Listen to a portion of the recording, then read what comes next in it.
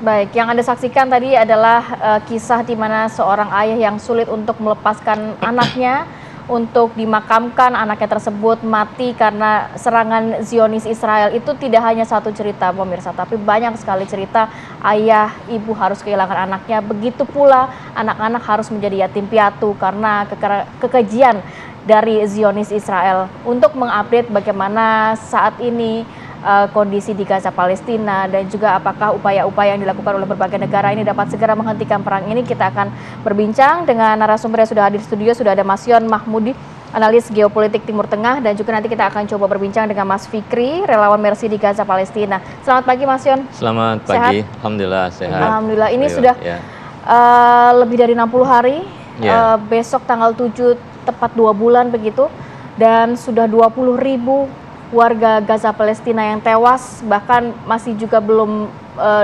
dapat dipastikan berapa banyak yang masih tertimbun di reruntuhan.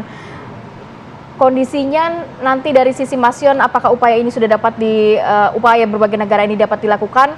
Tapi kita update dulu begitu ya, bagaimana kondisi terkini. Sudah ada Mas Fikri, relawan Mercy di Gaza. Selamat pagi waktu Jakarta, Mas Fikri. Assalamualaikum. Selamat pagi dini hari Mbak, waktu Indonesia, waktu Gaza maksud kami. Waalaikumsalam warahmatullahi wabarakatuh. Mas Fikri, semoga dalam kondisi sehat ya Mas. Kalau melihat berita-berita mengenai kondisi Gaza, nampaknya semakin masif serangan Israel. Bagaimana kondisi di sana Mas? Apakah masih ada tempat yang cukup aman untuk warga Gaza ini berlindung?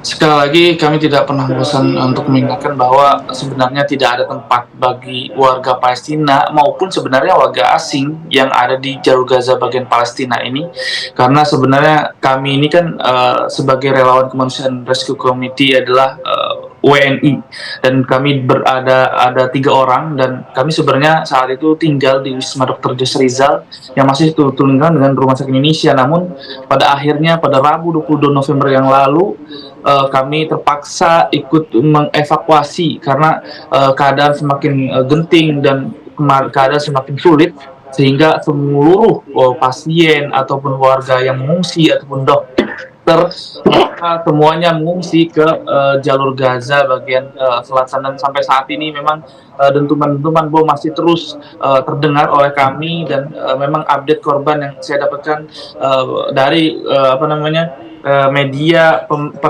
pemerintah Gaza bahwa sudah ada 16.200 lebih yang syahid, di antara mereka adalah 7.100 adalah anak-anak dan juga 4.800 mereka perempuan. Dan untuk setelah gencatan senjata ini memang yang meninggal dari 77 titik pembantaian ya sudah mencapai 1.200, dan seperti yang saya katakan bahwa totalnya sudah mencapai seperti yang saya katakan, dan memang masih ada 7.600 korban yang masih di bawah reruntuhan dan memang sulit dicari dan sulit dijangkau hingga sampai saat ini, dan korban luka-luka sudah mencapai 42.000 sampai 43.000 lebih.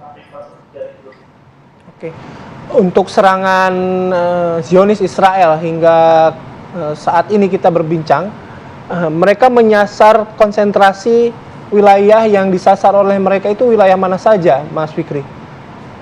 Ya, memang serangannya memang umumnya ke seluruh jalur Gaza, namun mereka konsen di jalur Gaza bagian utara. Perlu ketahui, saya mendapatkan informasi juga bahwa ada masih 4-5 rumah sakit kecil ya, memang masih beroperasi di jalur Gaza bagian utara, dan memang saat ini memang rumah sakit Indonesia masih belum bisa beroperasi, dan mereka memfokuskan korban luka-luka dilarikan ke rumah sakit ke Kamal Udwan yang ada di Gaza Utara, dan ini saya dapatkan informasi bahwa masih ada 7.000 para pengungsi yang ada di Kamal Udwan sendiri, karena rumah sakit ini sebenarnya lebih kecil dari rumah sakit Indonesia. Bayangkan rumah sakit Indonesia saat itu bisa menampung 2-5.000 pada saat saya belum kehilangan sinyal, tapi setelah saya datang ke sini memang seperti yang saya gambarkan bahwa lebih dari 20.000 ya korban yang mengungsi yang di rumah sakit Indonesia, dan sampai saat ini mereka juga memfokuskan di jalur Gaza bagian selatan di kota Khan Yunis dan juga kota Rafah. Namun kabar baiknya rumah sakit Indonesia sebenarnya